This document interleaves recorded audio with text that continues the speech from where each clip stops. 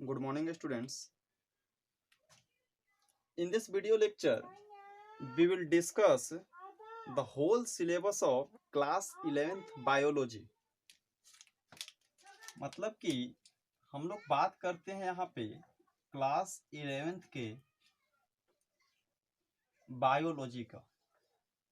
ठीक है, याद कीजिएगा स्टूडेंट्स कि टोटल 11th में हम लोग के जो चैप्टर हैं बायोलॉजी के वो 22 चैप्टर्स हैं।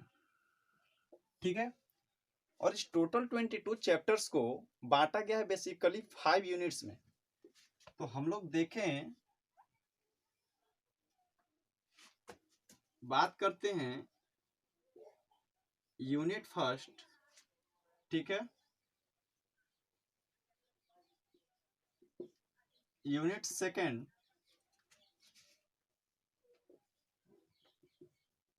Unit third,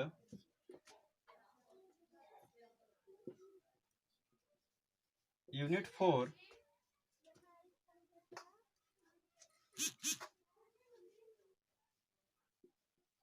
unit second, unit three, unit four and unit 5। ठीक है, देखिए जो पहला यूनिट है वो बेसिकली है डाइवर्सिटी से। ठीक है, and in this unit total 4 chapter included. Second unit is known as structural organization. Structural organization,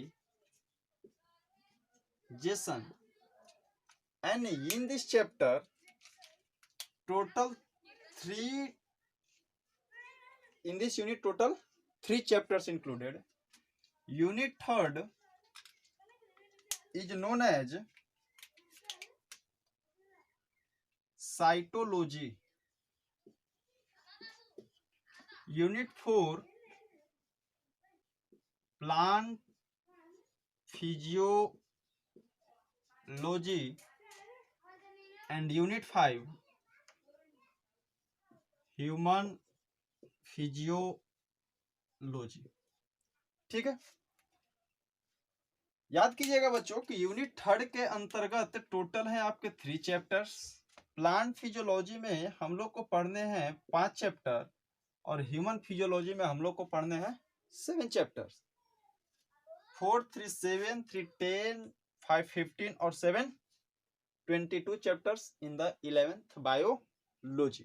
ठीक है, देखिए जो पहला बच्चों जो चैप्टर है, पहला यूनिट है डाइवर्सिटी, उस यूनिट के अंतर्गत जो 3 चैप्टर हैं जिसमें से पहला जो चैप्टर है आपका वो है द लिविंग वर्ल्ड। ठीक है, सेकंड जो चैप्टर है बायोलॉजिकल क्लासिफिकेशन। थर्ड जो चैप्टर है बच्चों वो है प्लांट किंगडम, और जो फोर्थ चैप्टर है वो है आपका एनिमल किंगडम। ठीक है, देखिए स्ट्रक्चरल ऑर्गेनाइजेशन में यहाँ पे हम लोग बात करते हैं पहला प्लांट और दूसरा animal. Structural organization in plant and animals की बात करेंगे। पहला होगा इन प्लांट और दूसरा होगा in the cases of animal. याद कीजिएगा बच्चों कि प्लांट के केसेस में हम लोग को 2 चैप्टर पढ़ना होगा, morphology of flowering plant and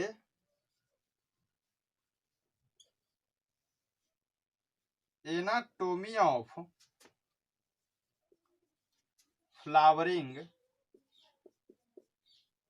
plant, ठीक है। और एक एनिमल में बात करेंगे, स्ट्रक्चरल ऑर्गेनाइजेशन इन एनिमल्स, मतलब कि लिख दे रहे हैं स्ट्रक्चरल ऑर्गेनाइजेशन इन एनिमल्स, ठीक है। याद कीजिए साइटोलॉजी के केसेस में टोटल 3 चैप्टर्स हैं, और पहला है बच्चों सेल,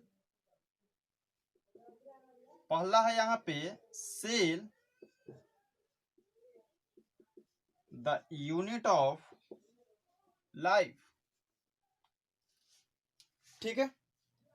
और इसके तुरंत बाद हम लोग एक चैप्टर पढ़ लेते हैं जो कि इसी से रिलेटेड है, cell cycle and cell division. और इसमें एक और चैप्टर है बायोमोलिक्यूल्स, ठीक है। उसके बाद प्लांट फिजियोलॉजी का हम लोग बात करते हैं, तो याद कीजिए बच्चों कि इसमें जो सबसे पहला चैप्टर है वो है आपका transports in plants. 12th chapter है बच्चों आपका मिनरल न्यूट्रिशन, ठीक है। नेक्स्ट चैप्टर है फोटोसिंथेसिस इन हायर प्लांट्स। अगला जो चैप्टर है बच्चों रेस्पायरेशन इन प्लांट्स।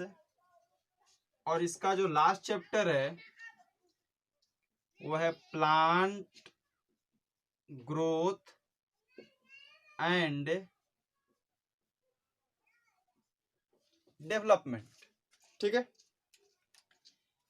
यूनिट 5 पहला जो इसका चैप्टर है, याद कीजिएगा, पहला डाइजेशन एंड एब्जॉर्प्शन, ठीक है बच्चों। अगला जो है वो है breathing and exchange of gases, breathing and exchange of gases. अगला है हम लोग का बॉडी फ्लूइड्स एंड सर्कुलेशन। अगला जो चैप्टर है हम लोग का वो है excretory products and their elimination,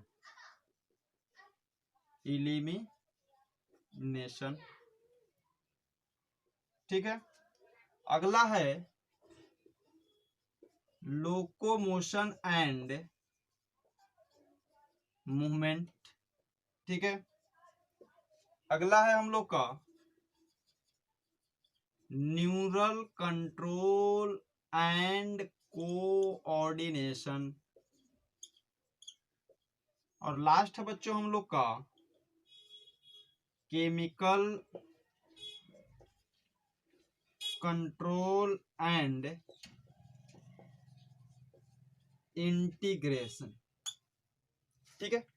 ये टोटल 22 चैप्टर्स हैं 11th में।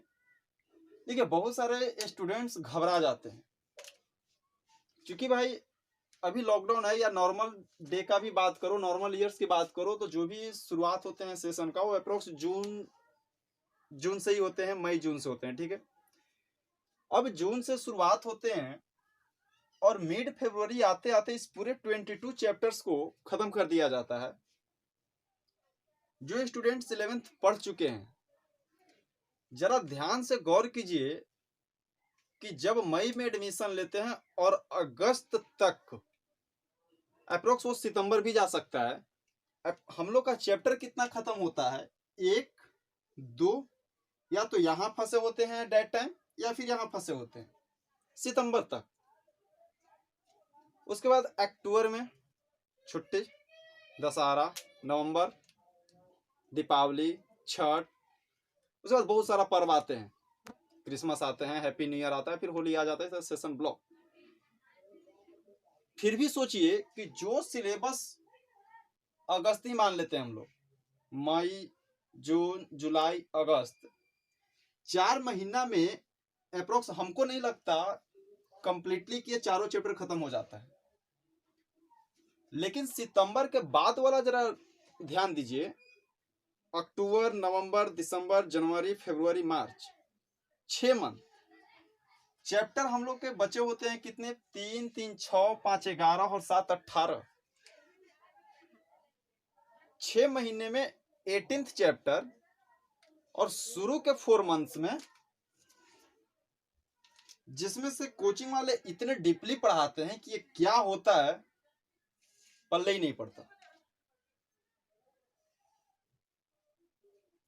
तो हम लोग इतने हजार कंडीशन को लेकर के नहीं चले कि 22 चैप्टर पढ़ना है यार, क्या होगा कैसे होगा, कुछ नहीं होगा। जरा सपोज करो यार कि शुरू के जो 4 मंथ्स हम लोग इस पे लगाते हैं, और उस पर से जो अंतिम जो 6 महीना है, उस 6 महीने में आप 18 चैप्टर सर खत्म कर रहे हो, और उस 18 चैप्टर में भी सोचो दीपावली छुट्टी है, दशहरा छुट्टी है, होली छुट्टी है, फर्स्ट छुट्टी है, क्रिसमस सब छुट्टी है। तो कहीं ना कहीं यहाँ पे अगर ध्यान दिया जाए, ये तो सोचिए 4 महीने में जो क्या पल्ला पड़ा हुआ आपको भी पता है, हमको भी पता है, पल्ले पड़ने वाली कहानी यहाँ पे। तो हम लोग करते क्या है, या हम लोग करेंगे क्या, कि शुरू करेंगे लिविंग वर्ल्ड, ठीक है, और बायोलॉजिकल क्लासिफिकेशन अप्रोक्स 10 क्लास में हम लोग इसको खत्म कर लेंगे। उसके बाद हम लोग यहां से डायरेक्ट उठेंगे और आएंगे साइटोलॉजी पे, क्योंकि ये दोनों टॉपिक ऐसे हैं जिससे बहुत ज्यादा किसी चैप्टर का कोई लेना देना नहीं है। कहने का मतलब ये है कि बहुत ज्यादा इन टॉपिक से हमको और किसी टॉपिक में समस्या होने वाला है नहीं। तो हम लोग प्रयास करेंगे कि जो टॉपिक हम लोग को इजिली ग्रैपिंग हो सके, उस टॉपिक पे हम लोग ज्यादा जोर दें। और on the view of NEET, वहां से क्वेश्चन का नंबरिंग भी क्या है, ज्यादा है। हमको चूंकि मार्क्स ऑब्टेन करना है, इस बात को भी ध्यान रखिएगा, ठीक है। यहां से ऐसा नहीं कि यहां से क्वेश्चन नहीं आते, आते हैं। लेकिन सपोज कीजिए कि जब इन दोनों को पढ़ने के चक्कर में, मान लीजिए सपोज यहां से 10 क्वेश्चन आते हैं, तो जब 2 चैप्टर से 10 क्वेश्चन आ रहे हैं, तो इधर से तो 20 आ रहा है ना हमारा, 20 नहीं, टोटल 45 है, तो मान लो इधर से कितने आ रहे हैं, 25। भाई अगर इन दोनों से अगर 10 क्वेश्चन अगर 5-5 भी दे रहा है, उसमें भी कोई जरूरी नहीं है कि बन ही जाएगा। अभी याद करोगे फिर लास्ट में भूलोगे ही, तो बेहतर है इसको हम लोग लास्ट में ही पढ़ लेंगे। हम लोग इन दोनों के बाद डायरेक्ट आएंगे साइटोलॉजी पे। अब इस साइटोलॉजी में क्या है दोस्त, कि सबसे पहले या तो बायोमोलिक्यूल्स पढ़ लो, ठीक है। याद कीजिएगा डेट बायोमोलिक्यूल्स ऑल्सो, मतलब ये बोल सकते हो कि ये बायोमोलिक्यूल्स 12th में भी पढ़ना है, तो बोर्ड के हिसाब से भी हमारे लिए क्या है, स्ट्रॉन्ग है। या पहले अगर सेल पढ़ोगे तो सेल के बाद तुरंत सेल साइकिल पढ़ना है। लेकिन इसी बायोमोलिक्यूल्स में हम लोग बात करेंगे कि आखिर सेल का फॉर्मेशन हुआ कैसे।